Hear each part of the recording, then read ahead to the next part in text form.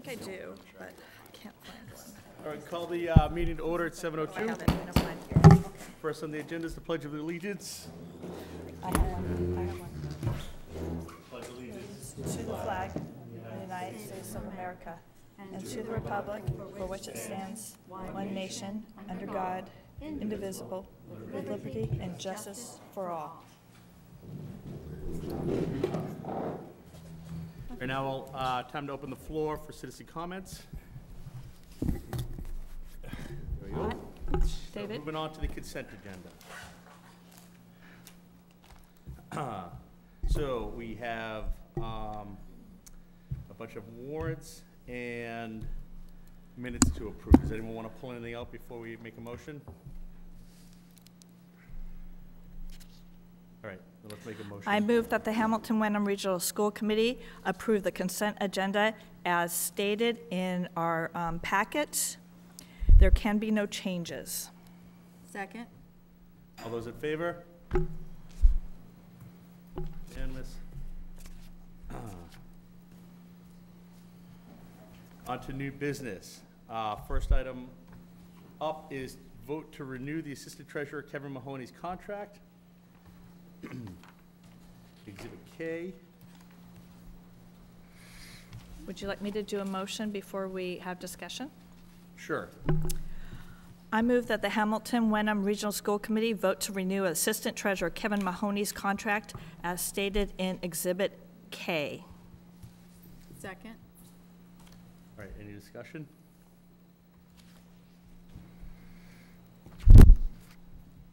So this is just a technicality of just renewing the contract. So all those in favor?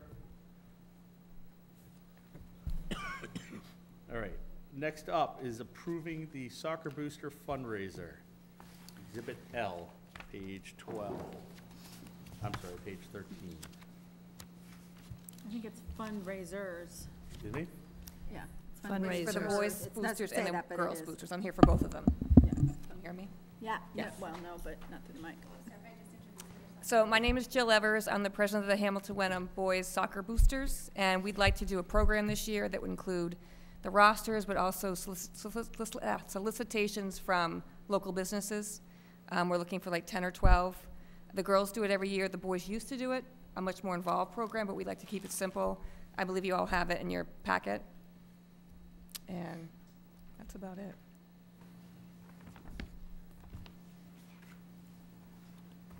And I'm Questions? familiar with Should we it. make a motion and then do Sure. discussion? Yeah. I move that the Hamilton Wenham Regional School Committee vote to approve the soccer booster fundraisers for both the boys and girls soccer as in Exhibit L. Second. Any discussion? So this is just for a program, no banners for fields or anything? It's just for a program. The girls have done it, I think, like I said, for many years, and the boys just want to get in the game. Woohoo, good pun, love it. Yeah. Girls Soccer World Cup champions. All right, all those in favor? Sorry, it's unanimous. Jill will, on your next school committee meeting, you'll see a request for approval for a booster-funded assistant coach. That was my error. I didn't get it on the agenda in time to post it, but we'll add that for the next agenda. All right. Great, thank you All right. so much. Thank you. Thank you, Jill. All right, the next up is, so I don't like how this is worded, but vote to. Wait. We only approved the boys one. Don't we have to approve the girls I one? said boys and girls. Oh, I didn't hear that part. Thank you, sorry. Actually had a test that said I can't hear, so that's my excuse. So, I up said next, both. we have the vote to appoint members to explore alternative legal support options. After our meeting last week, I actually got a call from Naomi the next day, so assuring that she is not retired. And also brought up a good point that she has not raised her prices for services over the last 10+ years. I'd actually like to just strike this off the record, but I don't have that power, so. You know, we have her services, she's not retired, and we have the services, backup services of her retired legal team. I know over the past year and a half or so that I've actually worked with her quite closely.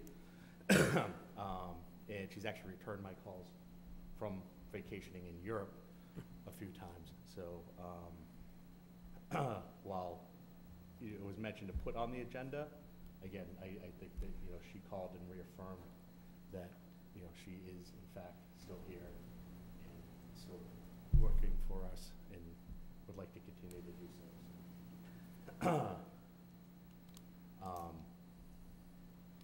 At this point, I guess we should just maybe put a vote if we think it's necessary to actually even put together a committee. I think we should have a little bit of, instead of a vote, have a discussion about this, because we haven't really discussed about our legal options in quite some time, and I think it's a good time since we have a lot of issues coming on, and her expertise is for negotiating contracts, such as for unions, teacher contracts, whatnot, and I would love to just look at our options and still keep her in the mix and just look at options, and I don't think there's anything that would hurt that. Maybe Julie can say what she's done in the past, or how she's. My concern is whether or not this is a priority of this committee this year, right? So I know moving on later tonight that we're setting our goals for the year, but I know in all our pre-conversations, not once has this come up as a priority. So to actually allocate resources to this is taking away from resources that are going to things that are going to be, that we're going to vote on as being, you know, our priority for the year. You know, again, with all the turnover we've had this year, actually trying to add something else to the mix. It's actually one of the few constants that we have in our administration team. I don't think is in the best interest of this district, but that's me personally. And, you know, I just don't see that as being best for the committee this year. You know, it'd be a different thing if we got a note from her saying that she was retiring, and then looking whether or not we wanted to stay on with her, you know, her firm or not moving forward. But, you know, the other thing is, while she is our direct point of contact, we do have the entire firm at our disposal, which we have used at other times when it hasn't been in her area of expertise. So. Can I just ask if we can put a motion so that we can debate a motion versus debating some Well, that's what idea that we don't even know what it is we're debating? Right. That's what I had suggested, whether or not we should whether or not we should even move this forward. The way to decide that is to have a motion and then vote yay or nay on the motion, So, and then that's how you would know if we should move it forward as a nay vote. Right. Would be a no, yeah. But to debate something that we don't even know what it is seems to be one of those things that we are getting into that cycle, because we're not asking for a motion and then debating the topic. I move that the Hamilton-Wenham Regional School Committee vote to appoint a member or members to explore alternative legal support options.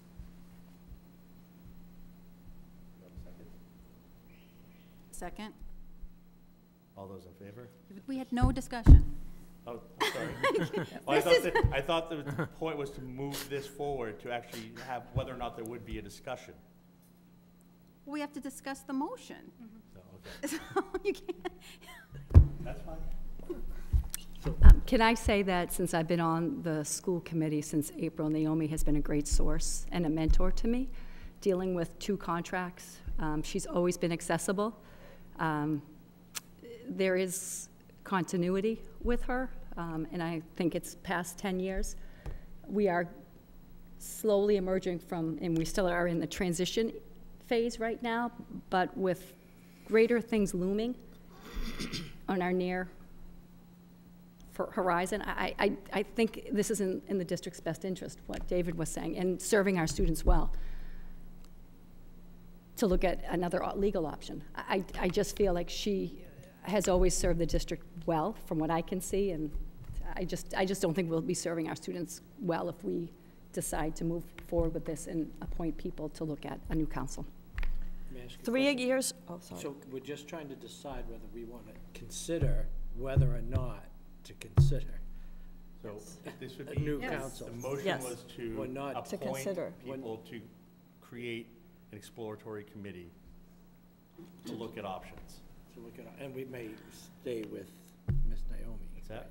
Yeah, but Yes, that could be. to create a subcommittee to explore other options. My concern is that she is going to be taking off a good portion of time in September for the Jewish holidays, and we don't have access to her. And as well, 3 years ago, she said she was retired. She was retiring and only taking a handful of schools, and that was 3 years ago. So I just think that we should look at alternatives. Can I ask, is that hearsay that she's taking the whole month of September off? Or is it, did anyone actually talk to Naomi and ask her specifically, what's your vacation schedule or what's your work schedule for the next, serving the district over the next, let's say, 6 months? Because over the next 8 months, we have a lot of work ahead of us. So if Naomi is able to say to us, you know, I am here at your disposal for the next 8 months, I think that's what we should look at. If she has said to you, I'm going to be gone for the whole month of September, but if we don't know that for sure, that's hearsay, and I don't think we should operate that way. In the past year and a half that I've been working with her pretty closely, whenever she's been out of contact, she's actually let me know and given the contact information for the person in the firm to be contacting in that. She's still involved in all the conversations, and as I said, has mentioned me even when I've contacted other people in the firm from vacation, you know, halfway around the globe.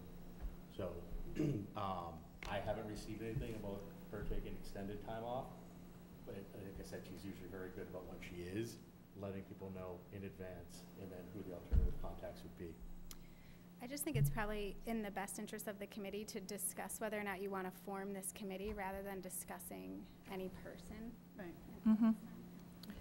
So for me personally, I don't know, whatever it was, probably 6-7 years ago, the school committee changed their audit committee and their audit firm, and that audit firm that had been here before had been here for like 20-something odd years.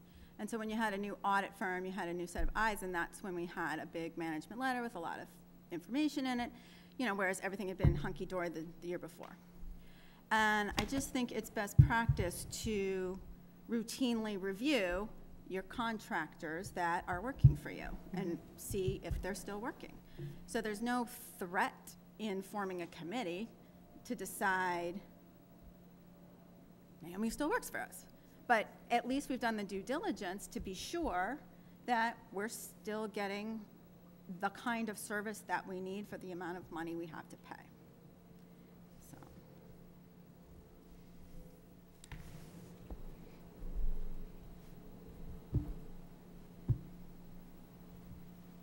Any further discussion?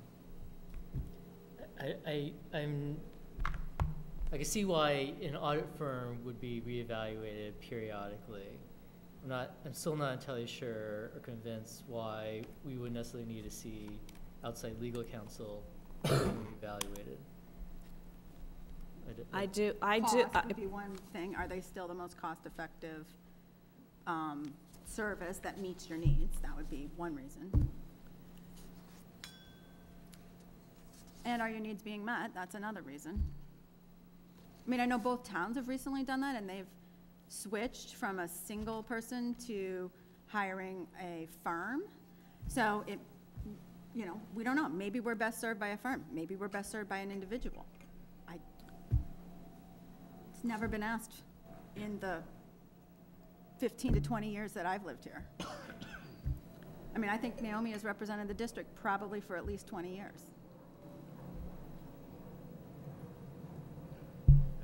I just think with just doing our due diligence to making sure that, you know, everything, you know, comparing you know, what everybody's services are, and, you know, we could decide that Naomi is the best for our district.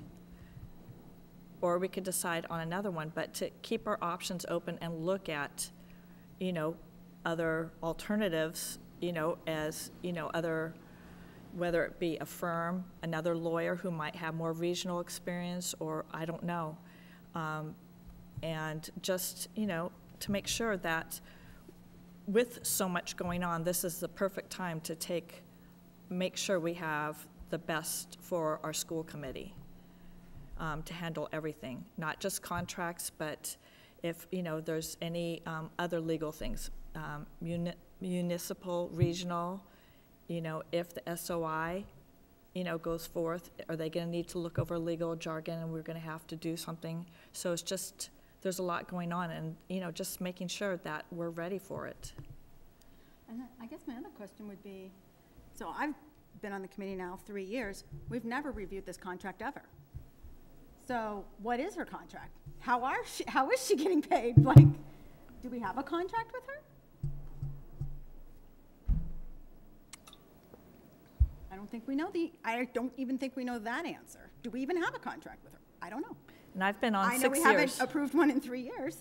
Well, actually, for me, it's 6 years. I haven't seen any kind of approval. So I just think it's good, fresh eyes, to take a look. It doesn't mean we won't keep her, but just to keep our options open, because, like I said, we have a lot coming down the line.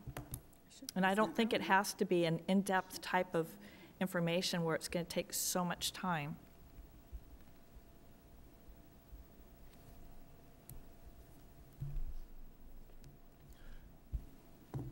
All right, all those in favor for appointing members to create an exploratory? Sorry, may I, just one more question. How would we even begin to decide what our needs are?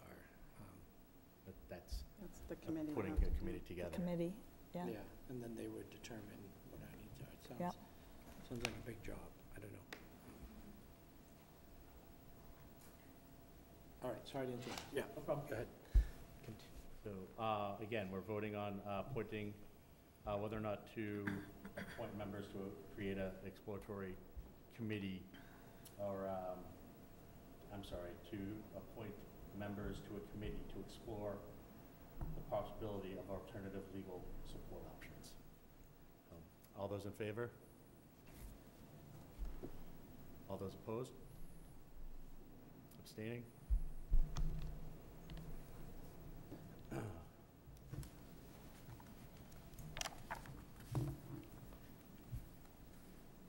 All right, moving on. I'm going to pass the mic to Dr. Kuchenberger for her superintendent report.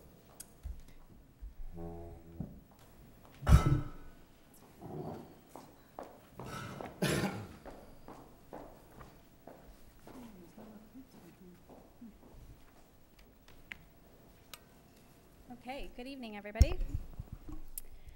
Tonight I prepared a few slides to share with you, just outlining my vision for the entry plan process. Although we're well underway into a second phase of the entry plan, I wanted to just really maximize this opportunity to share with you publicly what I hope to accomplish over the next 6 to 12 months here in the district. So really the objective is really to think about how can we maximize this opportunity that transition brings. New leadership can often bring new eyes and a chance for all of us to step back and reflect and ask ourselves, what exactly are we doing that's working well for our students, and where are our opportunities to improve?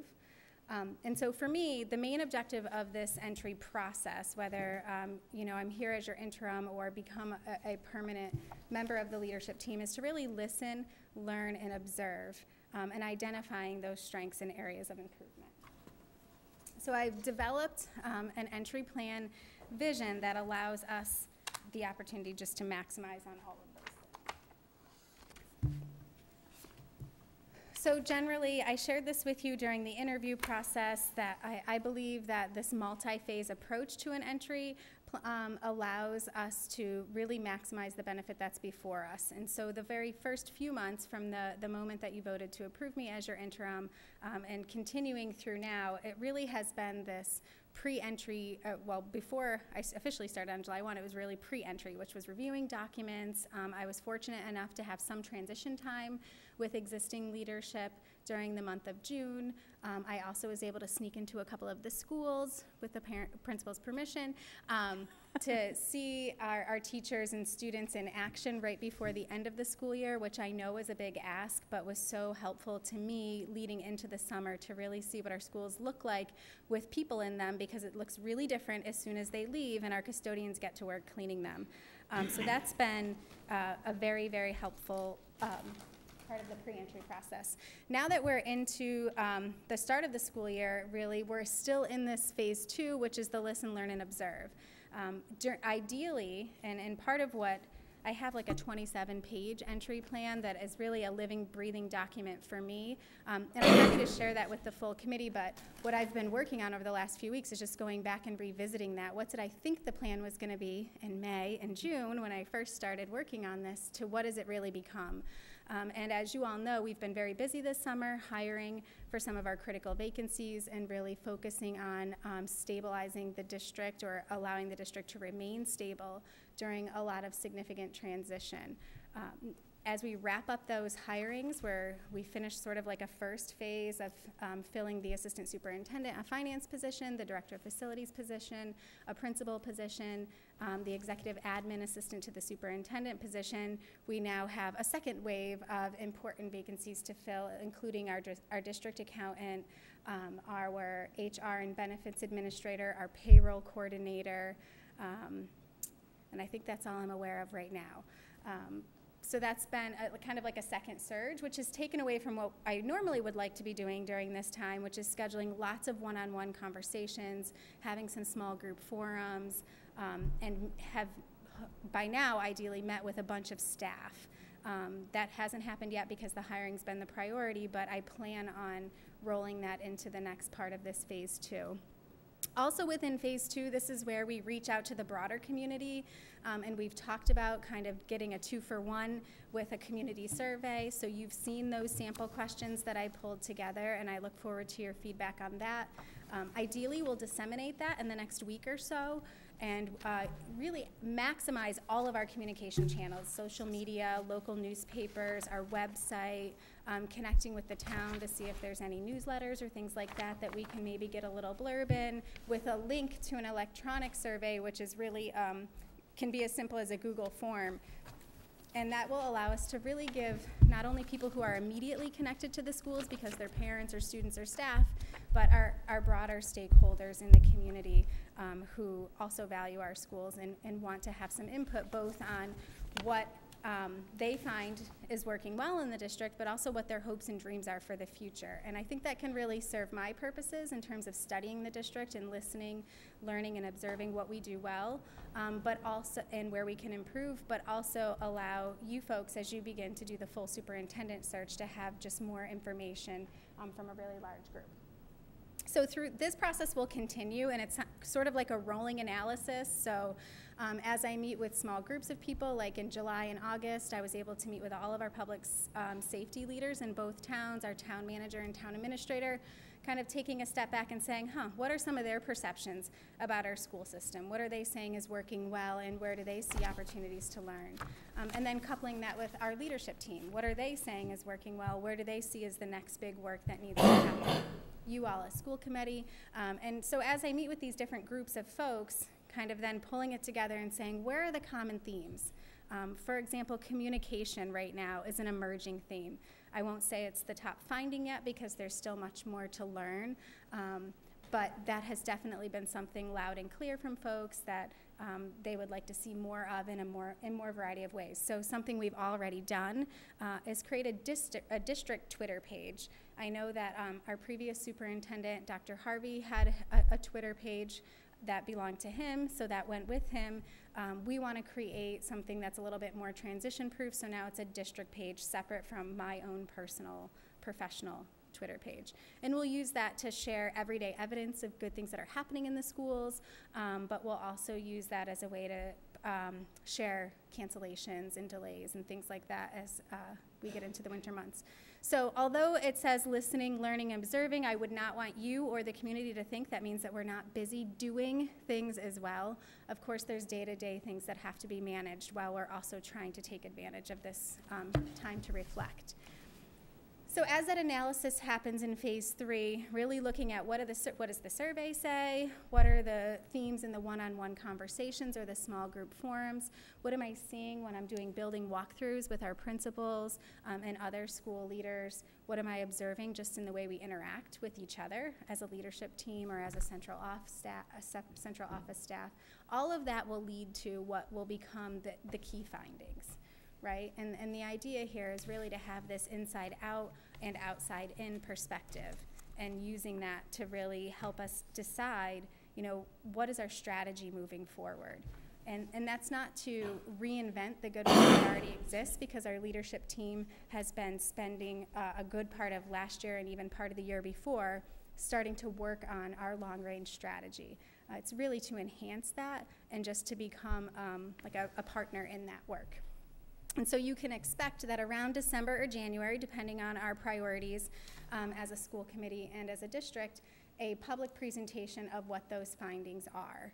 And again, it'll be a similar presentation to what I'm doing here today, where there will be, a deeper analysis that's available to you and the public, but a high-level overview that allows people to quickly get a sense of, okay, what's the district doing well? Where do we need to go next? Will be a big part of that phase 3. And then phase 4, again, not because this isn't happening now alongside the leadership team, but it'll really be to solidify what I would recommend as the next steps in the strategy for the district moving forward. And that's, whether I become your permanent superintendent or if I'm just here for the year. My philosophy, my approach, my commitment to this process doesn't change dependent upon that. I think that this is what you hired me to do, and it's my job to deliver on that for our students. So with that, within the entry plan itself, there's really 5 big focus areas that I'll talk a little bit about. And these focus areas really give me a chance to think deeply about some critical areas of our organization. And I would argue that pretty much anyone entering a new district would have similar focus areas, because these are the things that I think matter most in terms of making sure that we're high functioning and that we're as efficient and effective as possible. So I just extracted out some of the broad language from the more comprehensive entry plan, but the first focus area is really about student achievement, because I think we'd all agree that's why we are here, that's why our schools exist.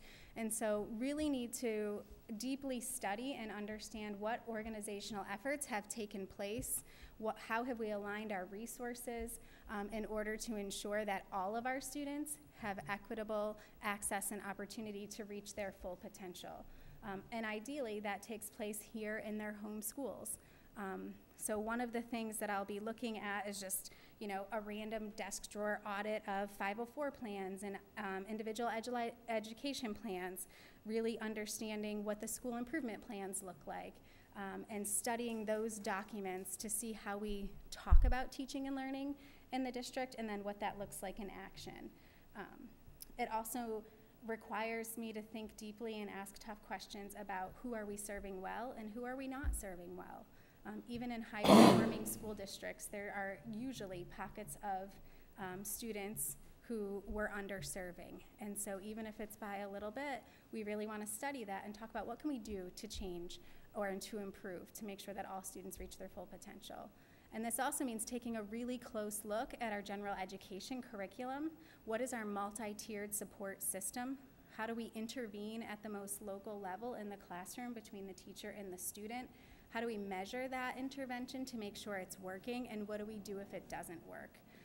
Then what are the supplemental supports? That's sort of that tier 2 if you're thinking about that multi-tiered support.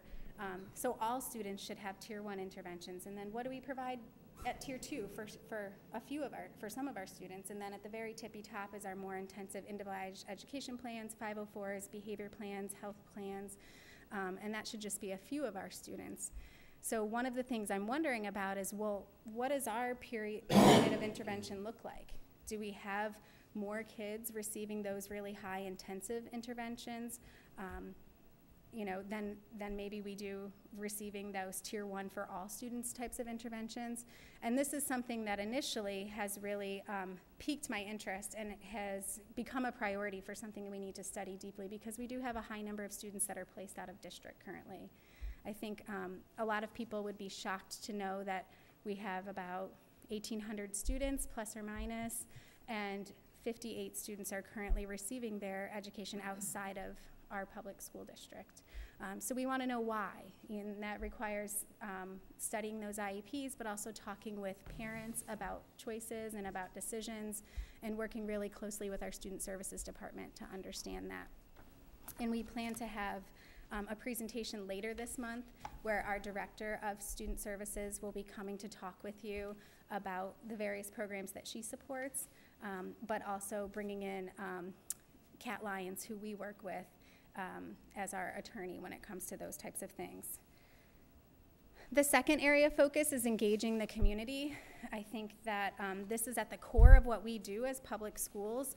Without the community, as we saw earlier tonight, just having a parent here to advocate, to be able to fundraise, to support our programs. We can't do it alone. We need to be partners with the towns. We need to be partners with our community.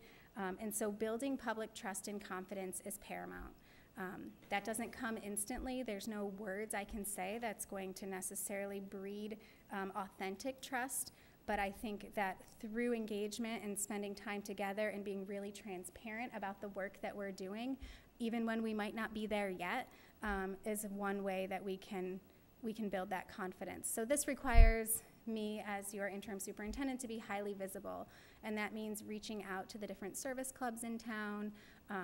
I spent some time just like scouring different websites and trying to find out like who is the contact person for Rotary and Kiwanis and American Legion. Are they really active in this community? Have they partnered with the schools in the past? And so those are some of the community conversations I'm looking to have in the very near future when it comes to that. And this also requires that when we're engaging with the community, we're telling them a little bit about who we are and what we do if they don't yet have that background knowledge, but really taking lots of time to listen and hear how they perceive our school system and how they feel about their current engagement with us. That also includes those key town officials on both sides. And the fun part of being a regional is you get to do it twice, right? And so we've already started that. I feel like in terms of just the town leadership, we've had a chance, and Vinny's been joining me on some of those occasions to just build those relationships. And simple things like rather than requesting that a form be faxed or emailed from the police department, can one of us stop by and drop that form off or have that conversation just to make those connections. I even, got stuck here at the central office one night because I couldn't shut the door, and I had to call the police to come and help me figure it out. As soon as they got here, I was able to figure it out with some coaching from our facilities foreman on the phone. But I jokingly said to him, I was really just trying to get to know you guys and build a relationship with you.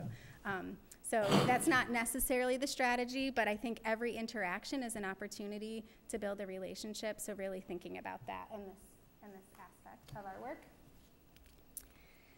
The third area is about all of you and us and how we work together as a team. We really need to be highly effective. I believe deeply that you as the school committee set the tone for the district. So the way that we conduct business here in public and also the time and effort that you all put into your subcommittee work is really tells me a lot about what matters most in the community. And so thinking about the work that we will do and how we'll communicate with folks, how we're trying to grow as a cohesive team. Also, like we already have started, reviewing those protocols and the procedures for our meetings and making sure that we're running highly effective meetings. I'm studying that, and you guys are already doing some of this, right? Just based on some of those initial observations that I shared with all of you. But then really having a deeper understanding of each of you as individuals. That's something that I don't feel like I have yet, but with every interaction and conversation, I'm learning more. And so we'll continue to do that. One of the things the leadership team is going to help us do is develop a year-long calendar of different priorities that we think we should be bringing to you so that you can then review that and either accept, amend, or reject our ideas. But we really want to make sure that we're talking about students at every meeting and that we're bringing evidence to you of the good work that's happening in our schools regularly so that that can inform your ability to make good decisions for our kids.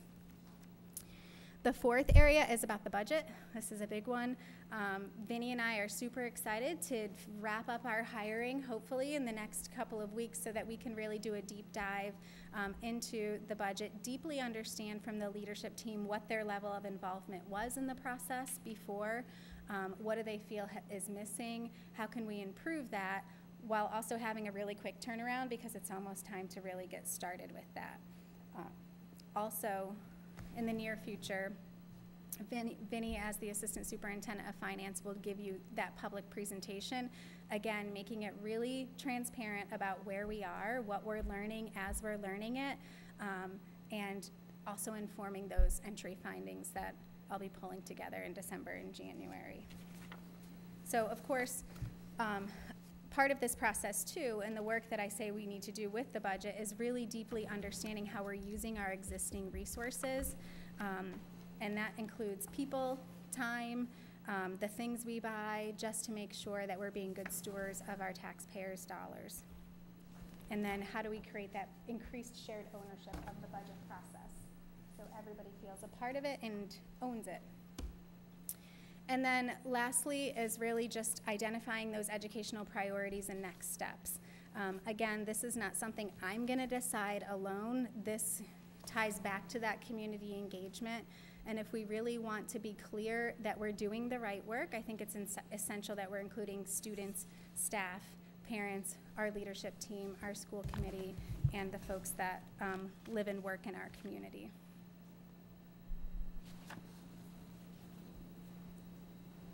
So I don't know if we want to have a discussion tonight about the actual superintendent, school committee shared survey questions or not, but they are linked in here.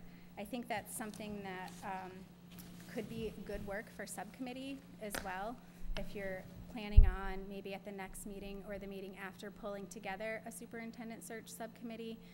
My one wonder would just be the timing of getting the information out so that we have a long enough window for folks to actually provide thoughtful input and then analyze that in a time frame that's useful for that process. So I'll just kind of put that out there for food for thought. The second part, if I could just keep going right along, is just to present to you my draft goals. Again, you saw this previously.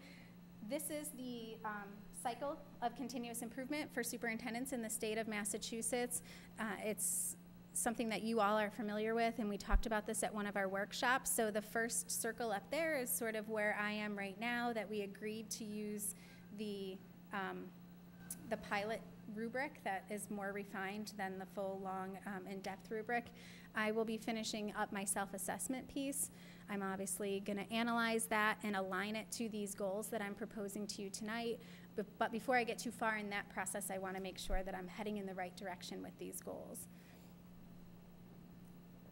And so to hone in on that second phase there, analysis, goal setting, and plan development, what I shared with you was like the broad overview. And so these goals aren't necessarily SMART just yet, because they're going to require multiple action items, key actions underneath them, and then measurable benchmarks to support each one of them because they are so intentionally broad.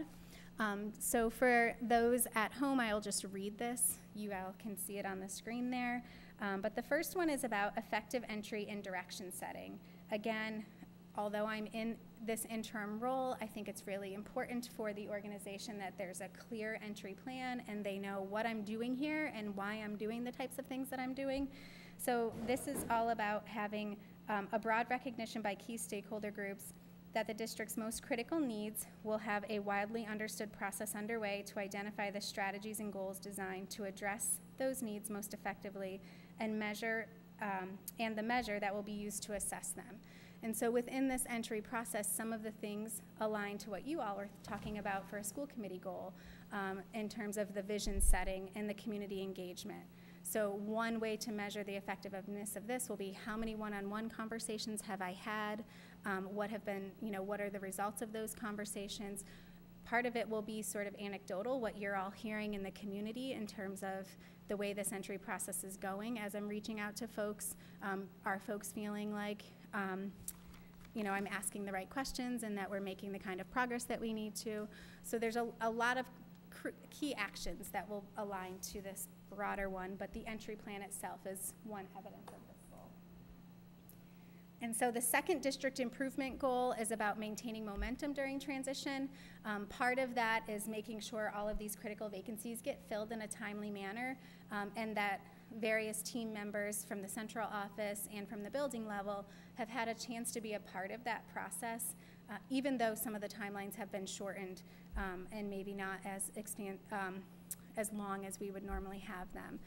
Some other examples of this, another key action would be continuing the work and building off the work of the strategic blueprint that the leadership team did last year, making sure that that work isn't paused or halted because we're in this time of transition, but instead that we're thinking really specifically about how do we move forward and at what pace do we move forward, and what's our communication look like so that you all are informed of that process. Of course, it's keeping all the other things moving, right? All of the curriculum work that's been going on.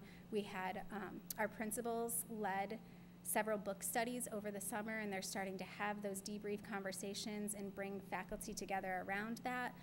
That's part of maintaining the momentum, being engaged in that. Also, having the keynote speaker that we had this year as part of maintaining the momentum and not coming in with my own plan just because I'm here today and all of that good work be gone. We want to make sure that folks are feeling energized by this transition and not exhausted.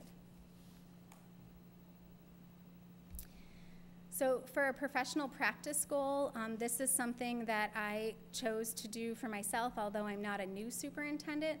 Being a first-time superintendent in Massachusetts, I was an assistant superintendent before, but the rules are very, very different. Whole different set of responsibilities. So my goal is to continue to be a part of this new superintendent induction program. That also involves a process where my coach will come to the district, will get feedback from the leadership team on my leadership and the way that we're working together, and that process will be really transparent. I'll be modeling for our principals how do you receive critical feedback, how do you process that, and then how do you use that in a really transparent way to move yourself forward so you can move your team and your district forward. So that's some of the key parts of the new superintendent induction program. It also allows me to establish a really wide network, professional network of support.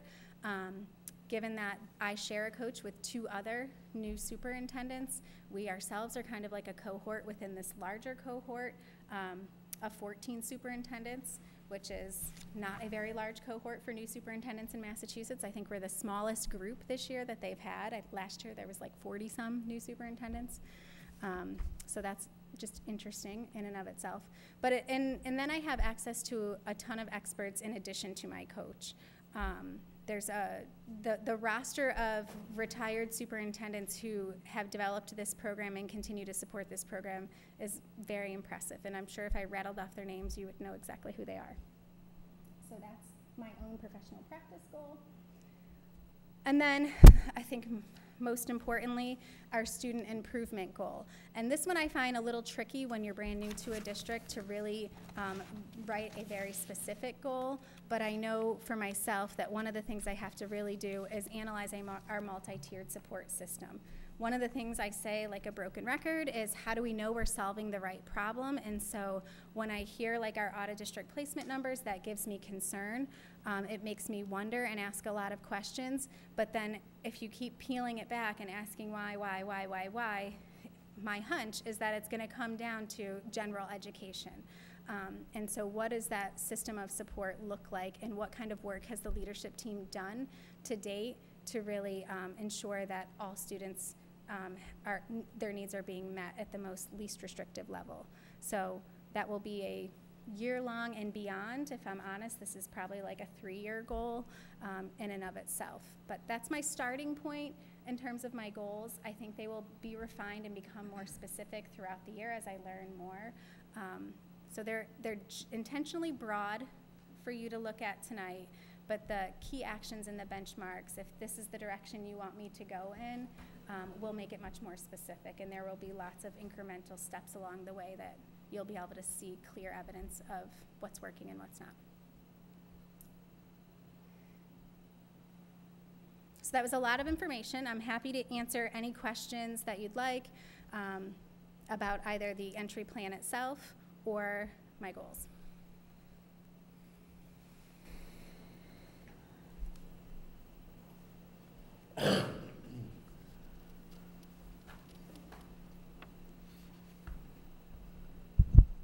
The new superintendent program, did we fund that in your contract? No.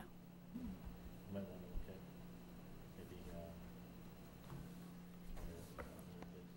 talk about it at a future meeting. I think in the past, we paid for mics. Yeah, So- we paid for Mike to do that.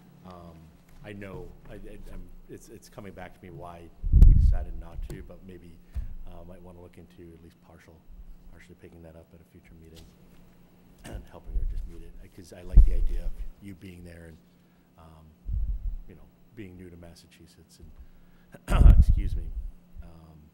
Yeah, it's That's been something we can pull invaluable up on. so far. So. Because I know when we've spoken offline too, that you've said you've actually really enjoyed your time there and really learned a lot. So Yep. I like that, and I definitely want to support you in that. So I'm happy you're doing that. Okay. I don't have any questions, but I just wanted to say I like the direction of your goals. I think those are the right ones to have for us and for you at this point. So I think if you want some kind of affirmation that you're thinking the right way, I'll give you that, because I think that's right, at least for me. I like the entry plan as well. I'd be curious to, as we get more feedback from the community, how that shapes all of our thinking and our decision making. Because, you know, we all have an opinion about how we think the district is going and where it should be, and, you know, whether or not that's confirmed by, you know, everybody else we talk to, the community, our elected officials. You know, I don't really have a good beat on that, so I'm curious when we get additional information as you go through these conversations, you know, are we veering off course, and where, and how do we correct, and where are we aligned, and all those sorts of things. So I like the plan. Great. I think you, in terms of affirmation, you will have to, or you can choose to tonight make a motion to approve the goals, you know, pending more specific entry or key actions and benchmarks. But that would be probably the best affirmation for me, to know that I'm moving in the right direction before I put a ton of time into refining them further.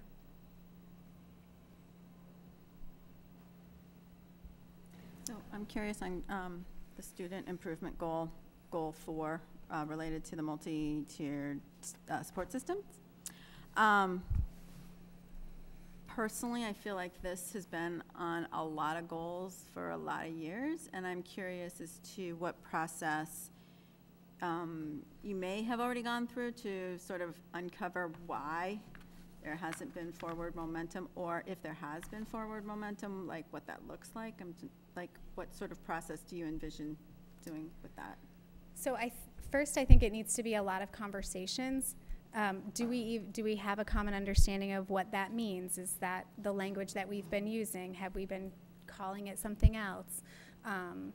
That's part of the process, and that really is going to become really clear to me once I'm able to spend more time with teachers and principals and be in their schools. Mm-hmm. So one of the things that I will do is have regular monthly check-ins with principals, where we'll actually walk and talk and be in the classrooms, noticing things. A lot of information is going to emerge from that about our beliefs about learning, and what we're doing to ensure that our focus is on learning and not just teaching. Mm-hmm.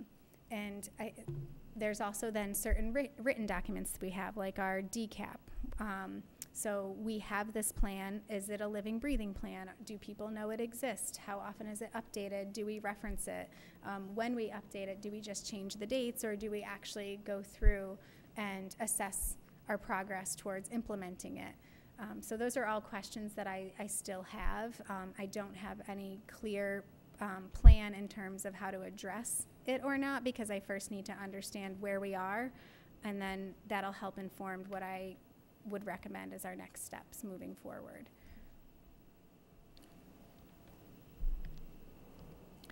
Like Jean said, I really like where this is going. I would love to see more like action items. I know it's a blueprint, just it's a start, and it's ever evolving, but I would love to see a little bit more, you know, kind of like how we are kind of, in a way, the SMART goals kind of figure out a little bit more action items. But I think I mean, I like what is here for your goals. Great.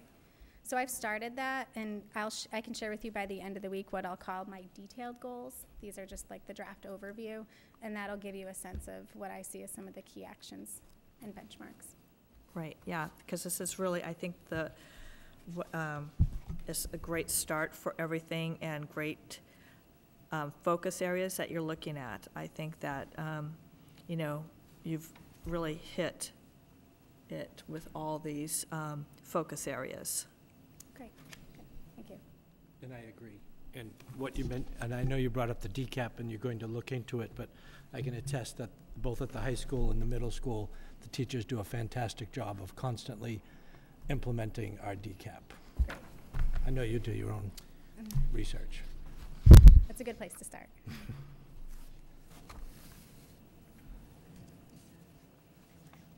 So if you do think that I'm heading in the right direction, and if you are interested in voting on these goals tonight, this is an action item on our agenda that would help provide clarity for me. So that's what I was actually just the note I was writing. Excuse me.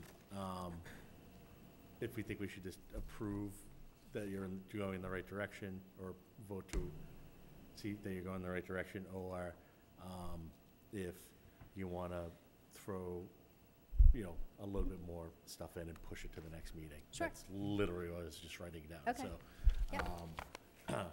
it's, you know, 6 of one, half dozen to me, but you know, throw it to the committee on what you think. I'd like to vote at the next meeting so we can have more action items to know a little bit more. This is very much, you know, blueprint. She's going the right way if you want that, but I'd like to vote the next meeting after we see more in-depth information. Okay with you? Is that okay? That's good with me, because it'll give me the chance also to align it to the self-assessment, and then I'll be able to put exactly what indicators I plan to address with it. Well, and there's an agreement then that whatever the benchmarks are, as long as you deliver those benchmarks, then we're all good, right? So it just seems like that's better for you to Yep. have all of that together versus approve this and then approve that, and it being piecemeal and stuff. But I agree, this is, like, when I read this, I was like, yep, that's good. Awesome. Great. Awesome. Thank you. Thank you, Doctor. Excuse me. Now moving on to the chair's report. I actually have nothing to report today, right? Yes. Oh, actually, I do have one thing.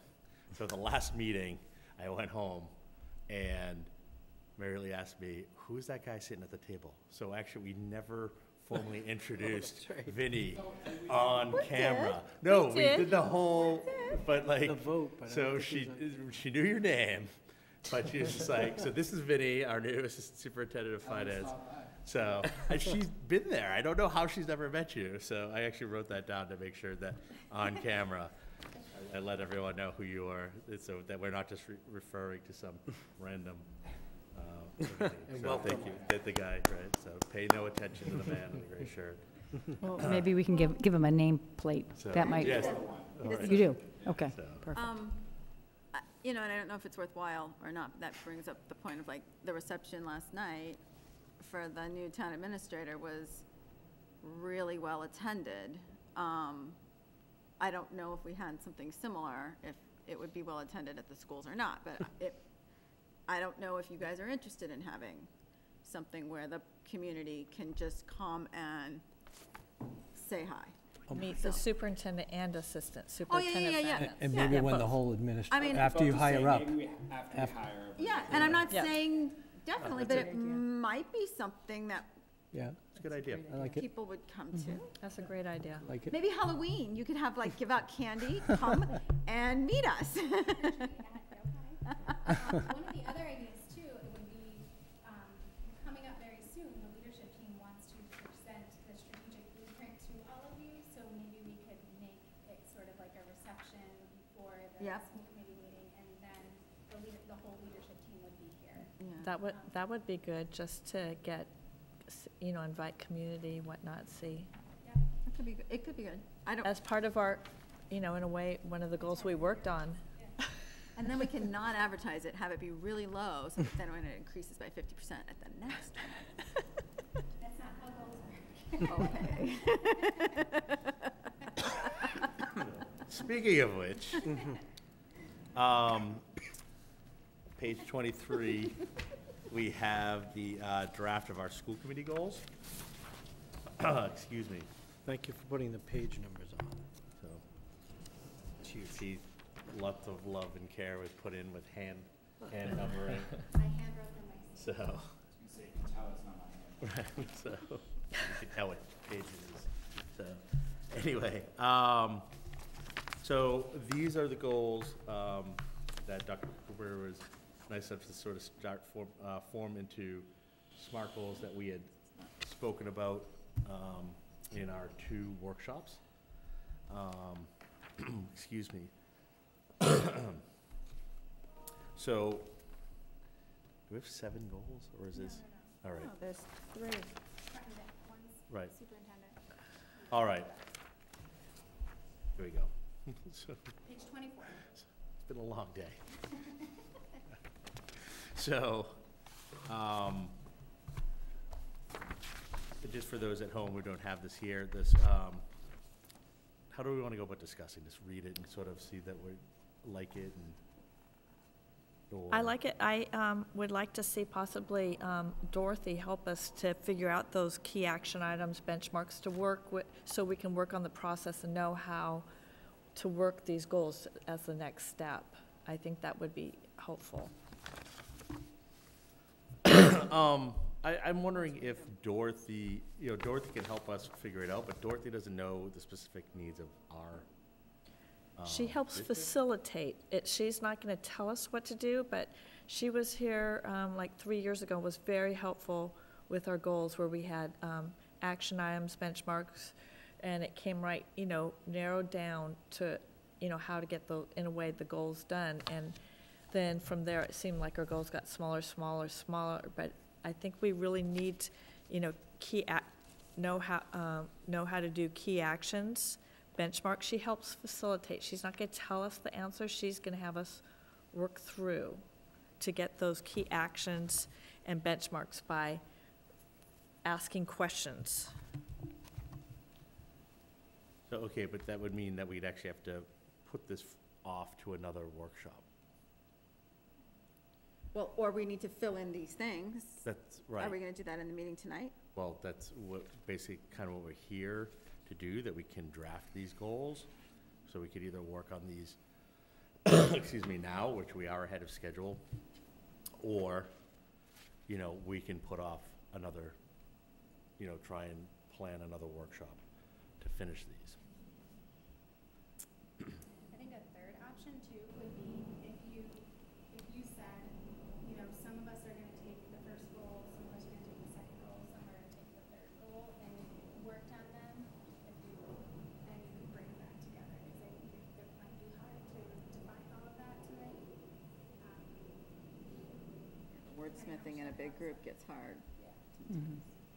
I like that third option. No. I'm just trying to see if any of these sort of easily fall into subcommittees.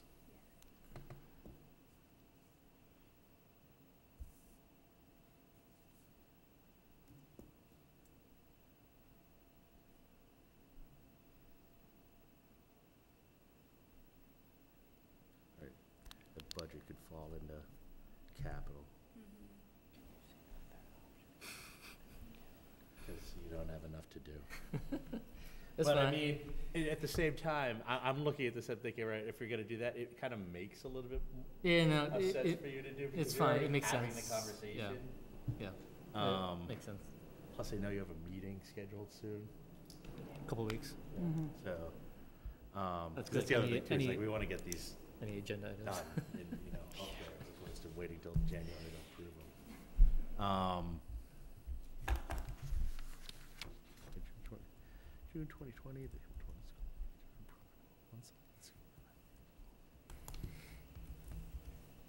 so I.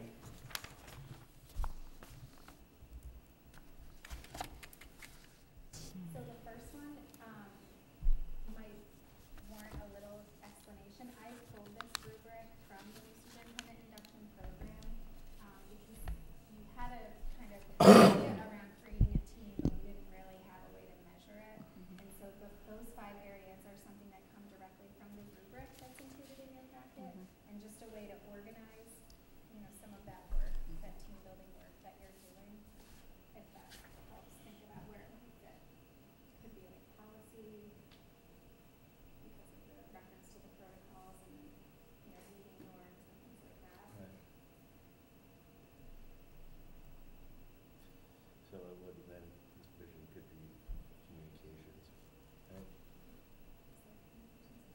There is. It's the one I ignore. Well, is there a There is, subcommittee? it's Carrie and I. Right. And we have not seen Carrie in months. So is it an actual functioning subcommittee or not? Could be. What? I said it could be. We haven't met yet, but it could be.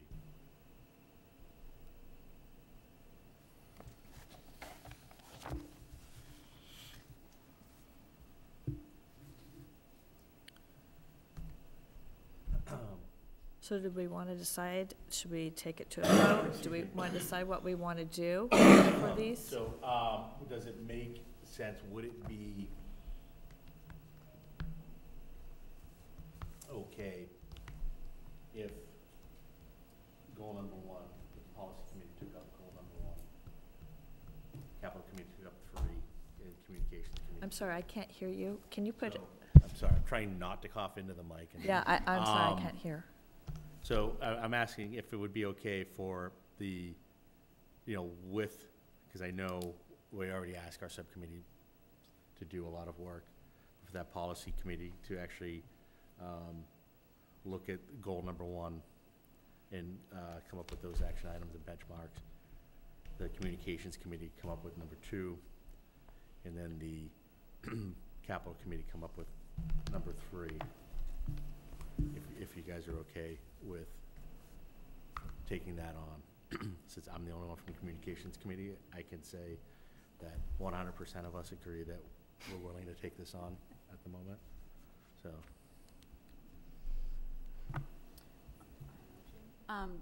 I'm having a hard time finding the date we decided for the next policy meeting. On the tip of my fingers, okay. So, it's on the 18th. Oh, right, because we're going to meet before meetings, right? Yeah, so if that's the direction, then policy would not have that until October 2nd.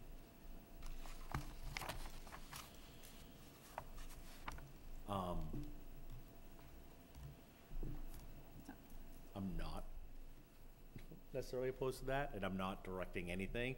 I'm really just trying to facilitate a discussion here and get feedback. So. You're saying policy would be able to bring back key action items and benchmarks for goal 1 on October 2nd, we would, yeah, because we would meet on the 18th, so we wouldn't meeting have that info. available prior. I think that would be impressive to have it all ready for the 2nd. You're right, that would be very nice. I don't have a problem with trying to meet that goal. Do you think capital could also, October 2nd, like, have? which, have something. Yeah, we'll be ready. It's a month from today. Believe me, Yeah. we're meeting, the capital committee's meeting, The September 17th. 17th. So, we'll be ready. It'll get done. So do I want to make a motion to actually, I don't think there's a motion. is that What would the motion be? But can I, to allow the subcommittees to, can I ask, though, is there an amount of key actions and benchmarks we need for each goal? Do we set an amount, or is it? No, there's not a certain amount. I think it's Okay. just what you think are the key action items, and then go to the benchmark. How are you gonna Mhm. So we're not- measure okay. how it's done? And So it's not just one, it could be No, multiple? it could Okay. just be one, it could be four. It could be? So it Okay. could be any amount, depending on what you decide on. you don't And I want to go have- too many. Yeah, okay. And I have some information from previous goals where it has benchmarks and action items too, just to kind of Is that, could I find that anywhere, online, or? goals, it was our goals from 3 years ago. So that's online? It is online. Okay. Well, you'd have to know what meeting we approved it in to know. So it's a Friday night entertainment for It's me? like a not searchable You thing. go, you can search in Dropbox. Do keywords. But you should have to- search in Dropbox. Okay, thank you. And Okay. see if you could come up with school committee goals, and Yeah. then see what you can find, yeah. Search is your friend. Thank you. You can't search I've it always through searched. the website. In other words, the public couldn't search Yeah. it, but. Okay. which is And if I can, Michelle, if Maybe kind of a I, reason we should get Dropbox up and running, so that it's searchable. Or, so, there is another alternative. Let's take care of this first, and then I'll sort of talk about that. I move that the Hamilton Wenham Regional School Committee vote to approve the working groups as stated for SMART goal number 1, to create a team policy. Goal number 2, vision, have communications work on it. And number 3, develop a budget, the capital planning finance subcommittees. They will come back on October 2nd with key actions and benchmarks. Second? All those in favor? That's unanimous. So, sort of talking about Dropbox in our communications, and it really kind of ties in with these goals. I forgot that was the one thing I did have to say in my chair report, was Dr. Kuchenberger and I have been sort of discussing about the better ways that we can communicate as an entire administration and, as a team, and then sort of how we could, get rid of some of our paper usage, and maybe even, how we can do things that are easier when we're searching for older older items. And Dr. Kuchenberger actually had a discussion. I'll actually push this over to her, but I thought had a really good idea that she gave to me that I thought we should push out to everybody here. So. So one of the things that I talked to several of you about last meeting, because I was not able to use Dropbox in the way that I was trying to use it, which I now learned is because it doesn't function that way. You can't actually create documents within Dropbox. You can upload them, which creates a lot of extra steps. So you have to make A lot of a work. document in Word. You have to then PDF it to bring it into Dropbox, and then if it needs to be edited, you have to pull it back out and either go back to your original. And frankly, it's just highly inefficient for the work. Just in thinking about creating a meeting agenda alone, the amount of man hours we're using to do that was extensive. And so in the interim, while I was learning how to use Dropbox and really understand what its potential is and make sure it wasn't just an end user issue, I thought it was that I needed different permissions.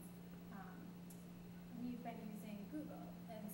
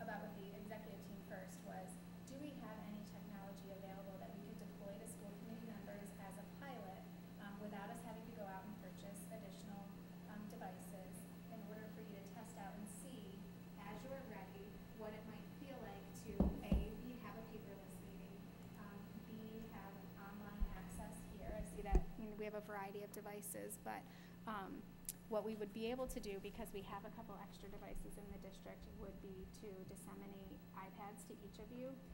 We talked about purchasing Chromebooks, but we thought we wouldn't want to purchase something that we didn't budget for this year, but would rather like to utilize some of our available inventory to deploy an iPad to each of you, continue to try out the agenda on Google, and create a shared drive on Google that would be just for school committee.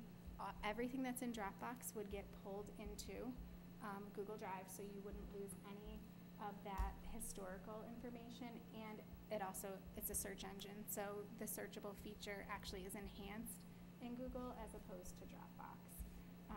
And if you're excited about this idea and you want to test drive it, our IT director, Alan Topier, is willing to come before a school committee meeting and do a little 45-minute training with you so you know how to use the iPad, and then you'd have full access all the time.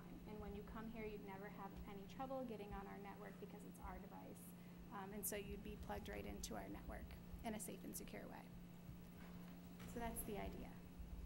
And I think it also will support several of the goals that you have in terms of being able to collaborate and just generating ideas. Now, there are cautions. You can't have a meeting on Google. All of you can't be on a document at one time. You can't have a quorum on one time, but that would all be part of the training. And Google Docs tell you who's logged on, so it's, Yep. you'll know if you log on, there's 4, you need to, Yep. somebody needs to get on. Well, you can all be logged on, you just can't comment. Right. Yeah. Or change stuff and edit stuff. Right. So this is my only question, and obviously Alan's been involved in the decisions here, but for some reason, he said we couldn't use Google, and we had to change the email system to this Microsoft thing, which I personally find very difficult to use. So why is Google now okay to use, when before it wasn't? It's still a different version, right? So. once That's all I again, wanna you're on understand. the exact same page, and that's exactly what I brought up to Julie too. We wouldn't be changing our emails, we'd still be using that Microsoft for that. It's the way we're sharing documents would all be then in Google. No, Still doesn't make complete sense No, to I me, completely understand that, but the reason Alan gave that we had to switch to Outlook Mail was because Google was not secure. So now my question is, why is Google secure? Well, other What districts use is something Google changed? Gmail. So we have G Suite, which is formerly known as Google Apps for Right. Education. And we still use Outlook for our email for all of those security reasons that Alan explained to you before. That was part of our conversation this week. Yep. And we're not suggesting that we switch to Google for email, just for document management, document creation, and document dissemination. Okay. Because then you're on the same platform where all of our teachers live and all of our principals live, which is either they do use the Office suite, some folks do still use the Office suite, and they have access to one. I don't know how many people are using Microsoft One, but the majority of the work we do as a leadership team has been within Google so far since I've been here. I've personally wondered why we weren't on a Right. on a Google platform, why we were using Dropbox when we have a GAFE account and we're Right. I We're personally using Google thought the for reason we everything were using Dropbox is because Alan said that Google was not secure. So I think at one point in time, Dropbox was the best option, right? So we're just beyond that now. However many years it's been, that now we can make this move. And, I think it's a great thing that I think we should highlight. I think it will, sometimes I like writing notes, so I think I'd be a little slow on the transition moving to complete digital. But I love the idea of just having the agenda items, even if it's just cover page that I have right here and taking To write notes. But just having that as opposed to flipping through, it's 33. No, it's not 33. It's 34. It would just help make more efficient meetings. and you can put comments right in your own I document. do have- You can make your own copy, put comments in it, and then it'd be personalized, just visible to you. I do have a question. So during our meetings, if we're going to have this and access to at meetings, the internet throughout this room is not real stable. It's very hard to pull anything up if I've had my computer here. And so I'm just wondering how we're gonna change that if we're gonna have it at meetings. So that was a question that I asked, and I believe that if you're on one of our devices, then, and you're plugged into our network, you're gonna have better connectivity. And Alan's comment to me was that it works fine all day long, there should be no issue why it doesn't work well in the evening.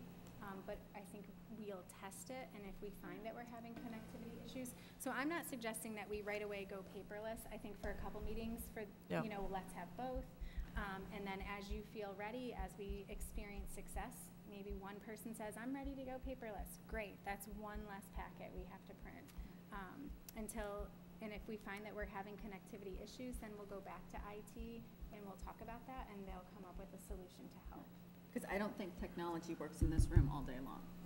This And is that's- not a technology intensive And that's one thing, area. I had a key access, I had the access to the internal. I am on the guest app, and but the internal doesn't work for me anymore. Internal, just didn't always work during meetings. So these will be great things to talk about in the training, and Yep. that's why we really want to have that initial, let's all get together, get the devices, see how it works, test it out, and, you know, we'll just test it, we'll study it. If it's working, we can continue. If it's not, we can change the plan. May I ask a question? So this is the first I've heard that Outlook was more secure than Gmail, but I know most other districts use Gmail for their communications. Why does it work in other districts and not this district? It's a choice, right? Like with technology, there's a variety of tools that can do a lot of the same things. And right now, we're choosing to use Outlook as our email, but we've had this same conversation. I came from a district where we had just Google as our Gmail. Because I've had so many problems with this Outlook, sending, receiving. I look at something, it's not there. I look again, it's all of a sudden I there. timed it. and It it's takes month-old. a minute, a full 60 seconds from the time I hit send until that I have to sit there with the window open before the message gets sent. Because I've told people, I've sent you emails. And they're like, I never got it. And then I go back, sure enough, there it is in the drive. And then Same here. so I then have to started timing reload it, the so- email, I have to turn it off and then turn it back on, and then they'll all come, sometimes I won't get And I any know emails. Carrie, I don't even know if Carrie has email access. I mean, she said one time that she didn't have it for a year, so. Well, I think if we can sort of Yeah. solve one problem at a time, that'll be helpful. And if first we can kind of get more efficient in terms of the meeting packet and making it available to the public in a way that's more accessible and user-friendly, and then we can talk maybe down the road about email options. Yep. Might be a good strategy. Not too far down the road. It's part of the vision. Right. For Gauging, budget. gauging the room here, I think it seems like everyone is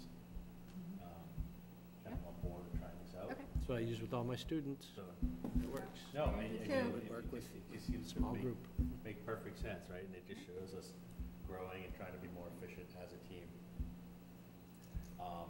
Yeah, so that's it. All I've got. Am I forgetting anything? I don't think so. All right. Nope. You're just looking at my mess. So up next is items for future meetings. And the only thing I had on here was just, next week, let's add, to vote to approve, Dr. Kuchenberg's goals. And also in June, I received a letter from John Koch of a sidebar to the teachers' union, a sidebar to the teachers' contract. The negotiating committee has met, and we are intending to meet in the next couple days. So we're presenting that to the school committee. You think we should? I think that should be an executive That- session. Yeah, that should be executive session. Okay. And so we don't know what that sidebar is about, so the negotiating doesn't have any direction from the school committee on what to do. So how So would that happen? We'll plan an executive session to discuss that. Okay. And we don't need to schedule a meeting. Perfect. If, also, if, I know I had sent something about protocols, and maybe if we can, somehow discuss some of the protocols and how subcommittees work. And it's something I got from Glenn Kuchar, talking about protocols and subcommittees, that if there's going to be an update, you vote on it consent on what the update is, and then the chair brings that forward. Whether they like it or not, just you all agree at a meeting, just to make sure that everybody, that it stays on task with what the whole committee decides. So what's the agenda item? So I guess, maybe go over protocols for this subcommittee. And the reason that got brought up is I was a little disappointed in our last meeting. We decided to vote on or decide something to close Longmeadow when we hadn't actually, as a subcommittee, vote on it. We were supposed to give just an update. So we kind of went to a direction. I kind of was lost into that whole conversation, but then realized, wait a minute, we should have come to a consensus, agreed on it, and then that would have been the update. And then the next time, and then that's what we'd give at the school committee, and somehow we got led to an action item, and that was not what it was supposed to be in our last agenda. It was supposed to be an update, and I mean, I still, I just felt it went awry. And that's when I talked to Glenn Kuchar to find out what the protocols for subcommittees is. So are you requesting that he come to give a presentation about protocols in Yes, subcommittees? yes. Okay. So that might not be the next meeting, depending on. Yep. This Or the is next not one. necessarily a topic, but at the last meeting, you gave us the list of the curriculum nights? Open house nights? Open house. Yeah. Well, yeah, depending on what level you're at.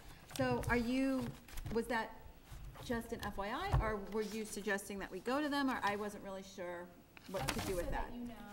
Okay. I mean, of course, if you choose to go to them, just, I think, letting the principals know or letting me know that you're planning on attending, so Yeah. I can let the principals know.